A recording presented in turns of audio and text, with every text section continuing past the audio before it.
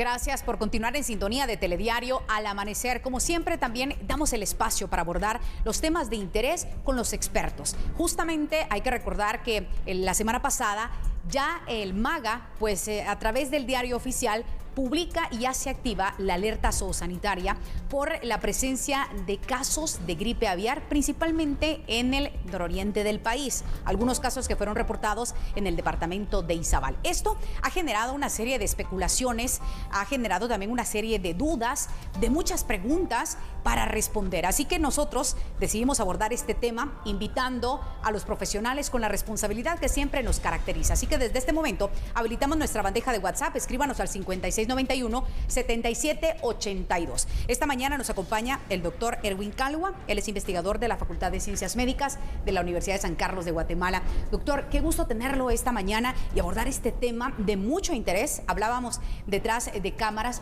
sobre la importancia también que tiene que la población esté bien informada, con los datos correctos y concretos para evitar cualquier tipo de especulaciones. Bienvenido. Muchas gracias, muy amables. Un gusto estar aquí con ustedes y esperamos aportar toda la información para la población que está escuchando y viendo esta mañana el programa.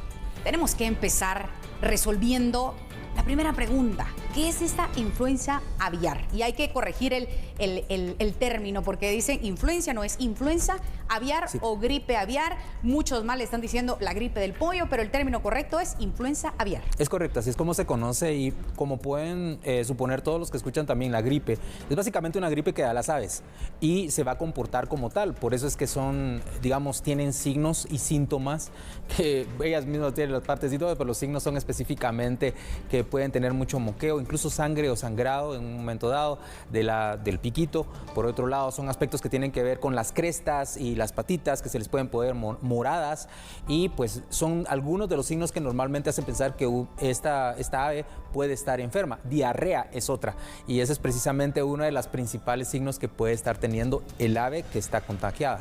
La semana pasada estábamos hablando de esta alerta que ya hacía pública el MAGA, tras el seguimiento con el reporte de estos casos en Izabal. De inmediato trabajan en coordinación con el Ministerio de Salud. La pregunta es la siguiente, doctor. ¿Cuál es la forma de que se transmite esta influenza? Muy bien, bueno. Hablando específicamente de lo que es con seres humanos, es el contacto directo que puede existir. Por esa razón, desde el Ministerio de Salud, y como usted muy bien ha dicho, con el MAGA, se ha buscado de alertar a la población que una vez vean un ave, especialmente aves salvajes, aves silvestres, que son las principales que pueden hacer el contagio, pues no se entre en contacto en ellas, especialmente donde tenemos en la actualidad ese cordón sanitario para evitar que haya un contagio de, digamos, persona, de ave hacia la persona. Y uno de los aspectos también muy importantes es el hecho de no manipular aves que estén muertas, porque existe la curiosidad, la población quiere venir, tocarlas, manipularlas, o si la ve enferma, tal vez cuidarlas. En ese caso, la recomendación no es para nada tocarlas, que es la forma de contacto es esa, y nos podemos llegar a contagiar por ello. Entonces, mejor avisar al equipo del MAGA, al equipo del Ministerio de Salud, para que ellos lleguen y manipulen las aves y nos ayuden a trabajar con ellas. Amigo televidente, sabemos que hay muchas dudas que usted tiene en su mente. Por favor, escríbanos al 5691-7782. ¿Tiene usted alguna especulación sobre la gripe aviar? Hoy nos acompaña el doctor Erwin Calwa, investigador de la Facultad de Ciencias Médicas de la Universidad de San Carlos de Guatemala.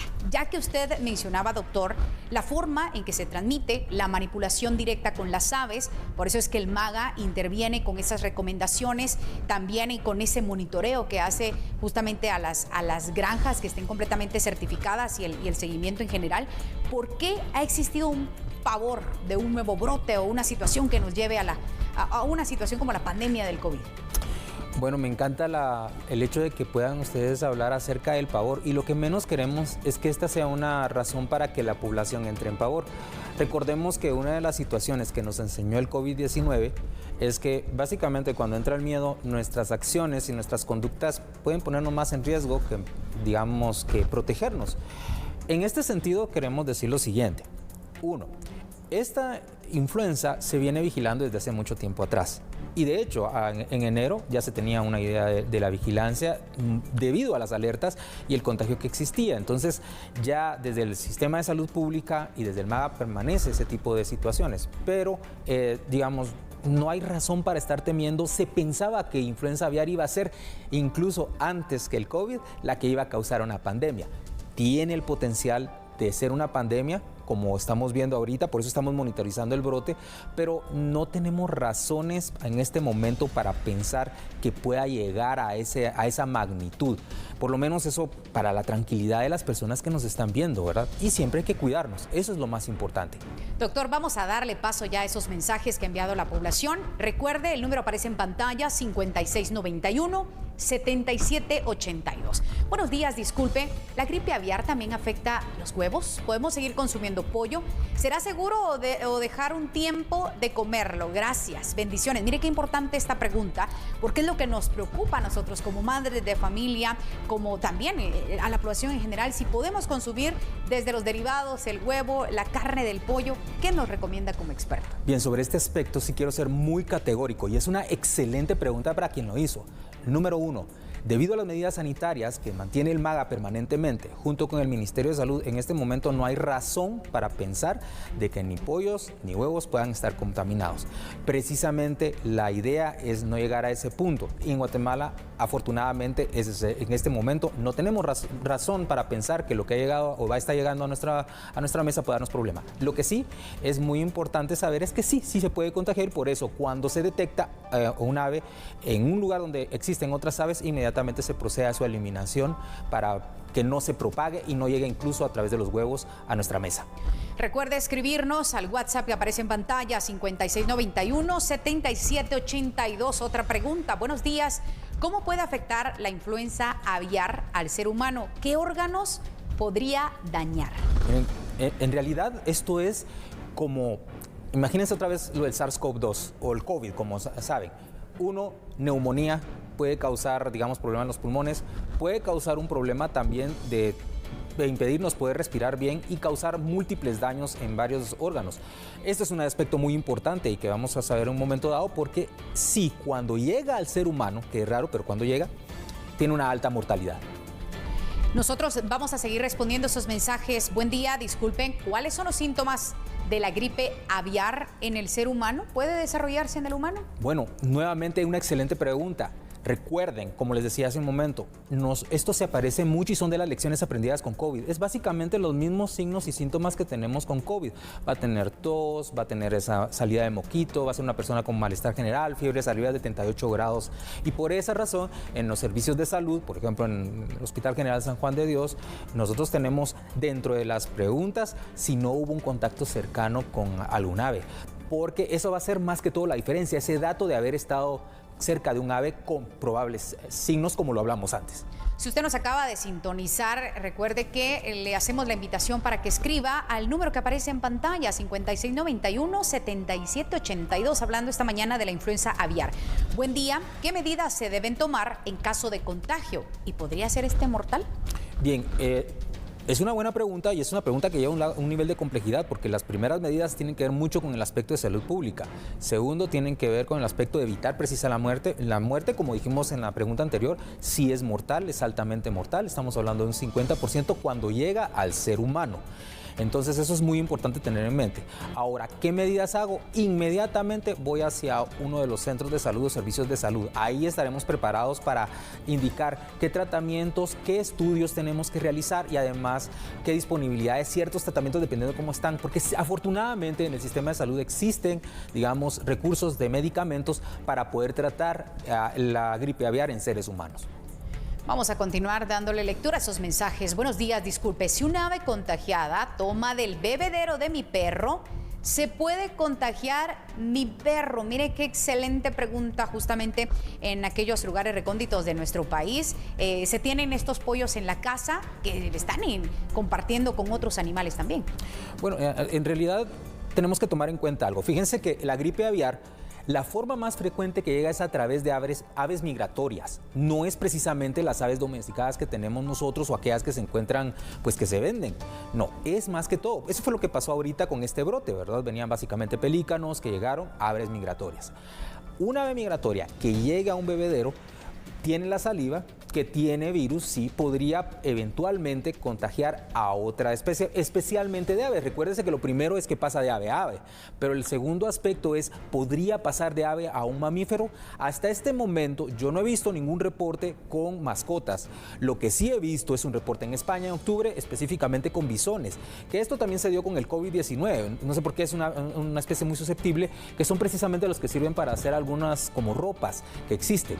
Ese aspecto que pasó hacia mamíferos como los bisones ha hecho poner en alerta de la capacidad que llegue a otros mamíferos como lo somos nosotros. Así que potencialmente sí, muy improbable, pero potencialmente sí lo podría hacer. Y es importante resaltar también este factor. Doctor, usted mencionaba algo interesante también. Están realizando el monitoreo, se activa la alerta por parte del MAGA, el Ministerio de Salud también interviene. ¿Qué panorama tienen ustedes en el plano internacional? ¿Hay otros países que también hayan activado esta alerta zoosanitaria? Vean, en realidad, les decía que nosotros tenemos una alerta en seres humanos desde el Ministerio de Salud por OPS desde la mitad de enero. Y esto ha sido una de las características muy especiales, porque nosotros en los sistemas de salud, y digamos, es un aspecto que también tenemos que agradecer a la academia en la Universidad de San Carlos, trabajar de ese aspecto, es que estamos constantemente obteniendo información internacional, no estamos esperando solo que llegue algo. Y esto, pues, básicamente lo sabíamos desde enero, por consiguiente hay una vigilancia constante y está afectando por lo menos a varios países del mundo. En Latinoamérica a 10 países. Y lo que más, digamos un poquito de miedo causó fue 2 casos que se dieron el año pasado, uno en Estados Unidos y más recientemente en Ecuador, que es lo que nosotros estamos tratando de observar que no pase en Guatemala. Otro mensaje, buenos días. Acá en la antigua Guatemala hay muchas palomas sueltas y muchas aves de corral. Eso es peligroso. Creo que realizan la pregunta por lo que usted mencionaba, aves migratorias. Sí, bueno, estamos hablando de que si hubiese un contacto con una ave migratoria, definitivamente puede ser, pero en este momento podemos sospechar en Antigua, todavía no. O sea, en este momento estamos hablando de la región de Izabal y en esas áreas donde pues están migrando, que esto tiene su propia estación y lo lleva muy bien en el aspecto del MAGA.